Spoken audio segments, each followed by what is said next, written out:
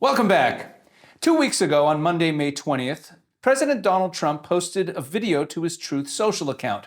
The video was a campaign ad that used a pre-made B-roll background of vintage newspaper available online. Barely legible in this background montage were the words Unified Reich.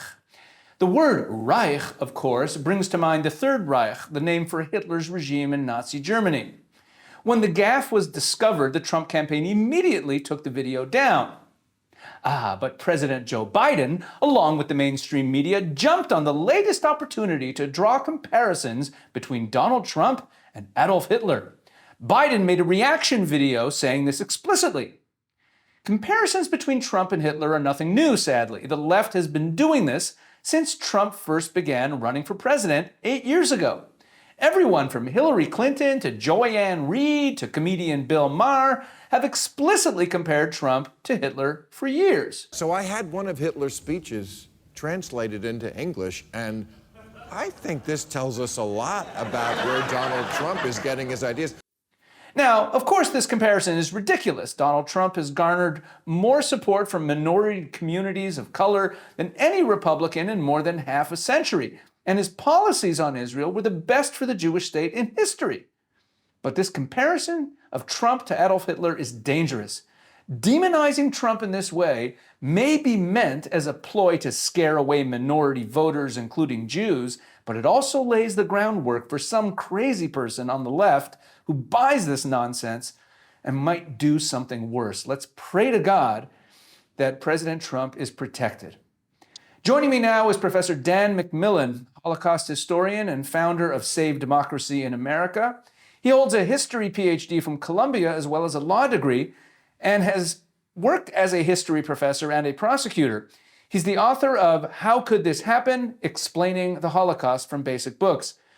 Professor McMillan, welcome to Eyes on Israel. Thank you for having me, Rabbi.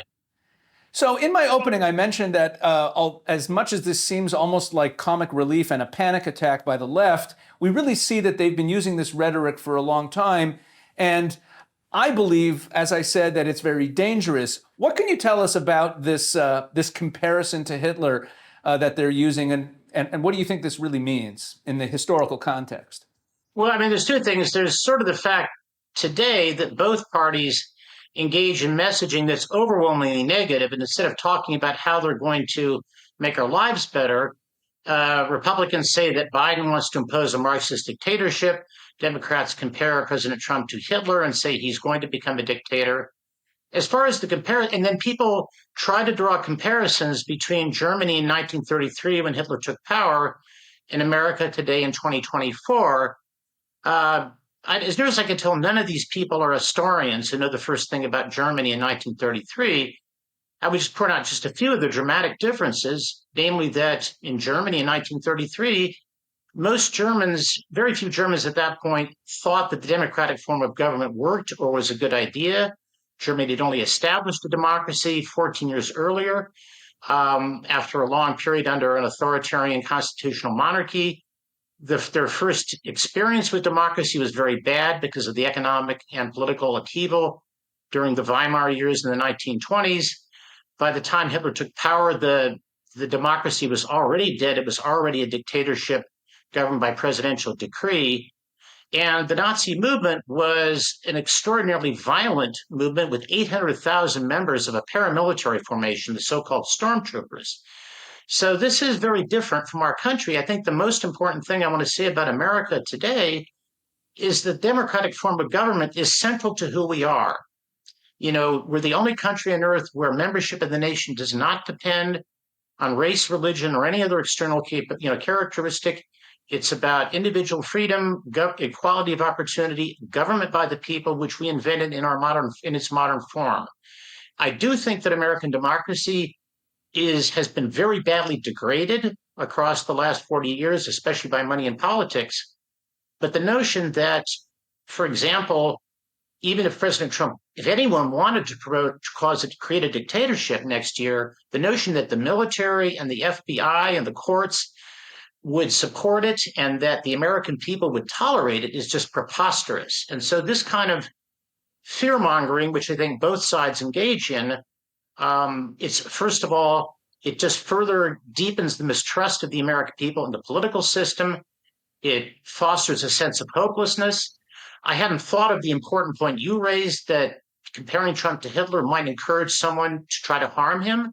I think that's an excellent point, and very troubling. Um, yeah, all of these things.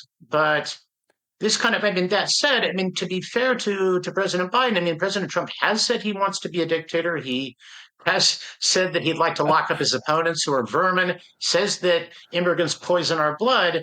So these comparisons to Hitler don't completely out of thin air. And it is understandable that reasonable Americans fear President Trump's intentions. But I would say that the main thing is that, and this is something that people in Washington forget because they have gotten used to seeing the American people as children and underestimating the American people and underestimating the intelligence of the American people and our commitment to our freedom, that you could put Hitler or Stalin in the Oval Office next year, and even they could not come close to creating a dictatorship in this country, in our country.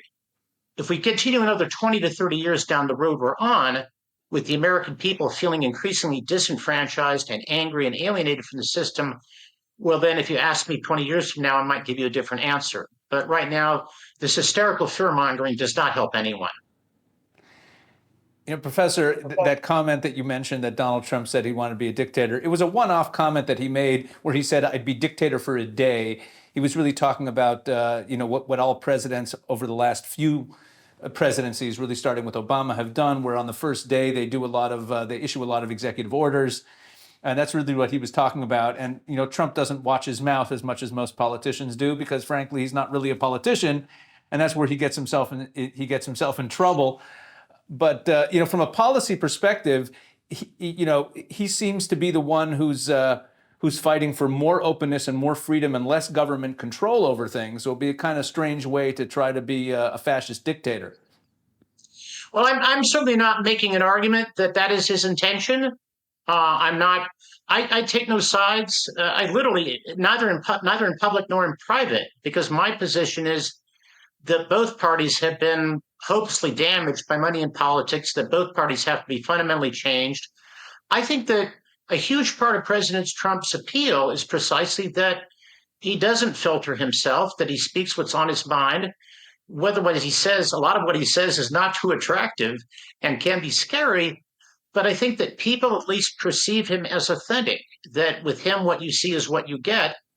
And to a nation that is sick of a political life and a political conversation that is empty, that consists of slogans rather than substance, where the public face of our politics has become so inauthentic that people compare it to Japanese kabuki theater. People perceive President Trump as a change agent, as someone who is challenging the system, as a disruptor. When I talk to Republicans, because I talk to Americans of all political stripes all the time in my work, the phrase I always hear is, he's going to shake things up. Now, President Trump hasn't shown us a plan really for changing the system and really putting the American people back in charge. But nonetheless, he is able to position himself as an outsider running against the system. That's why he won in 2016.